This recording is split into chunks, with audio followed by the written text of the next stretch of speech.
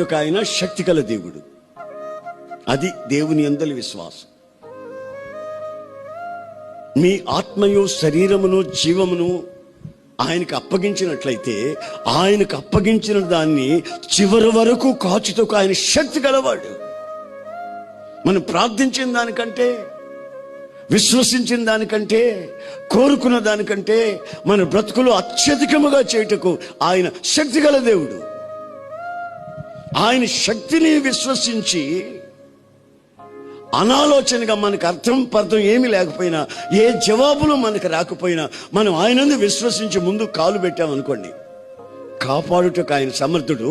ఆయన మనల్ని కాపాడుటకు రాత్రింబగళ్ళు మెలకువతో ఉంటాడు. మన పాదాలకి పొరపాటును కూడా రాయి తగలనివ్వకుండా దేవదూతలకు ఆజ్ఞాపిస్తాడు.